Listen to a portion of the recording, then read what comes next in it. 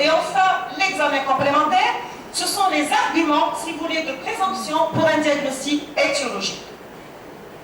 Pour ce qui est d'interrogatoire, nous allons demander bien sûr les signes d'appel à rechercher, à savoir la douleur, la brûlure, ce qu'on appelle la phase prodromique de l'asthme, tout à fait au départ. Tous, quand les malades se présentent, ils vous disent on a une brûlure, ça a commencé par une brûlure. Donc il faut chercher ces actes, si vous voulez, cette phase. L'état du patient, l'âge du patient est significatif. On peut avoir des enfants, on a vu l'éruption, elle peut être à 10 ans, elle peut être à 40 ans.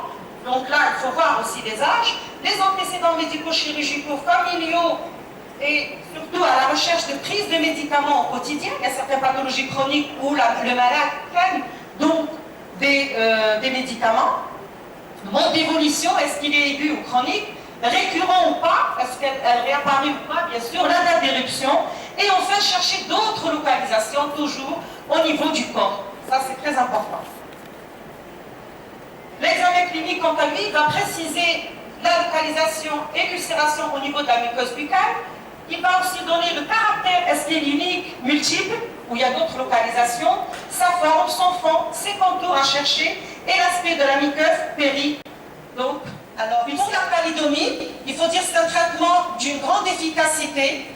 Il a été utilisé, si vous voulez, l'action traumatogène doit être prise en compte, ainsi que ses effets tératogènes et neurotoxiques. Alors, que peut-on conclure? On peut dire que les ulcères ou les ulcérations aphnoïdes sont très fréquentes, j'espère que je suis dans les normes, sont très fréquentes et posent souvent le problème de diagnostic et de prise en charge en raison de l'étroite parenté des signes cliniques, le polymorphisme de certaines manifestations de la muqueuse buccale rendent difficile l'affirmation du diagnostic. Aucune modalité thérapeutique n'est systématique tant que l'étiologie est incertaine. Il n'existe pas de traitement curatif de l'arthrose capable d'éliminer les récidives. Le cas rapporté a été traité par plusieurs protocoles, antiseptiques, antibiotiques, corticoïdes et anesthésie. Et enfin, en dernier ressort, le laser athermique et la colchicine. Et je vous remercie pour votre attention. Merci, professeur Salmas, pour cette belle présentation. Et je pense que sans plus vous avez au bout de 2 jours, 3 jours, c'est bon. Vous n'avez même pas de traces de cicatrice de votre herpès. Alors que l'herpès, la cicatrice, elle dure 15 jours, même plus. Donc, c'est là un petit peu, je ne sais pas, c'est peut-être à vous de voir quand vous serez doté d'un laser et de faire votre propre expérience. Voilà, si j'ai satisfait à votre question. Merci. Merci, professeur Salmas. Voilà, moi, je vais revenir un petit peu en arrière avec un très grand recul, parce que cela fait exactement plus d'une trentaine d'années. Il y avait une conduite à tenir. Quand on est en présence d'une ulcération, on prescrivait des antiviraux, une association d'acide ascorbique et de la pyridoxine, vitamine B1, B6. En plus, on prescrivait un bain de bouche qu'on appelait, parce qu'il n'est plus sur le marché, du nom de mon castellier. À partir de ça, j'ai eu l'idée, je ne me vante pas, j'ai eu l'idée, parce que je considère l'AFT comme un volcan. Il y a l'éruption, puis il s'endort. Il y a une éruption, il s'endort. L'idée m'est venue de prescrire un pansement gastrique, type Malox, en bain de bouche. Et ça donne d'excellents résultats. Bon, c'est un traitement symptomatique et un traitement d'urgence. Merci. Je vous remercie. Vous voulez répondre, professeur Salmas, parce qu'on ne peut pas. Vous voulez répondre à monsieur Bouchemont? Non, je voulais lui dire que finalement, c'est sa propre expérience. Là, s'il fait le Malox en bain de bouche, là, c'est sa propre expérience. Moi, je reviens toujours à l'étiologie. Tant que l'étiologie est là, qui reviennent, si vous voulez, à des périodes très rapprochées, avec des aspects très importants. Vous avez vu, c'est géant pratiquement.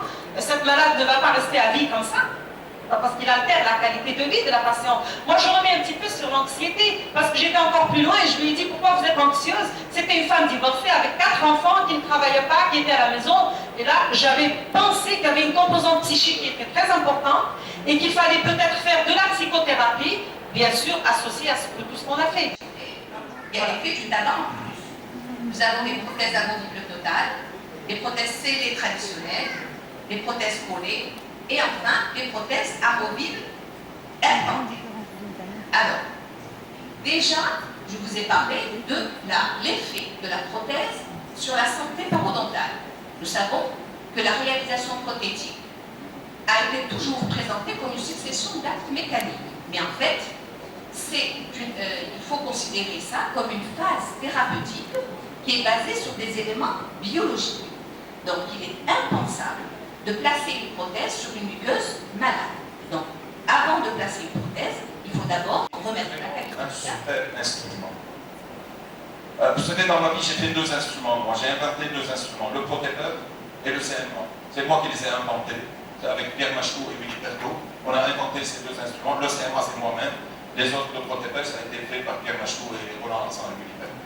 Alors, aujourd'hui, j'utilise le IRS et je vais vous dire pourquoi et je vais vous montrer pourquoi. Ils ne me payent pas. La société ne me paye pas, ne vous inquiétez pas. Alors, je vais vous montrer quelques cas cliniques à la fin pour vous montrer que je suis fort et je fais de beaux cas cliniques dans l'eau. D'accord ? La première chose que je montre, c'est mes enfants, et je commence toujours par ça pendant toutes mes introductions. Je vous les présente, Ryan et Alexandre. Ça, c'est Ryan et ça, c'est Alexandre. Alors, pour chercher une belle nana pour les deux, alors, une arabe, s'il vous plaît, bien quelqu'un n'a dit tu m'as dit.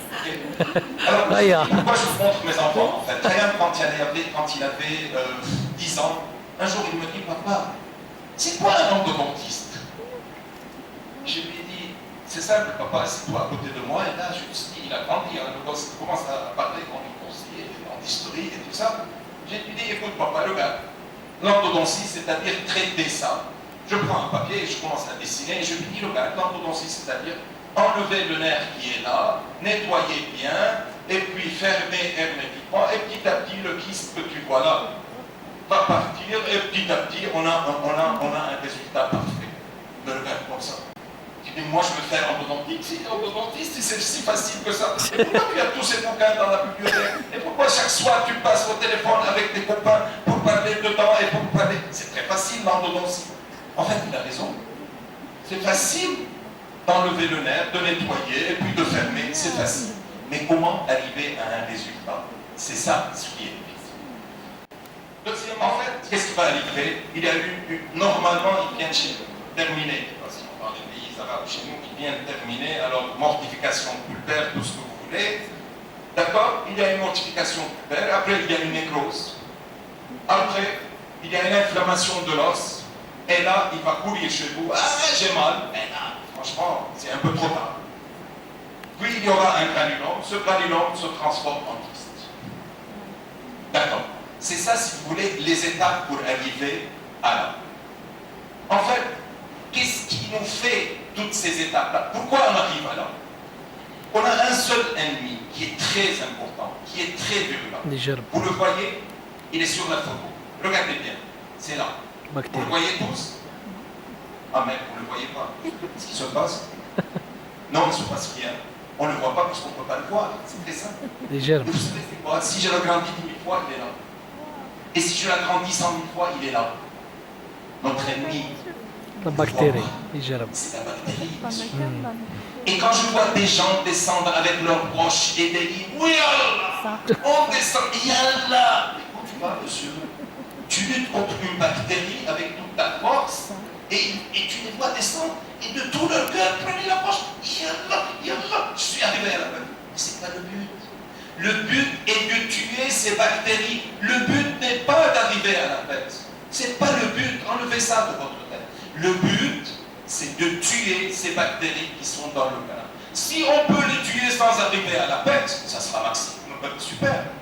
Mais normalement, il faut arriver à la pète.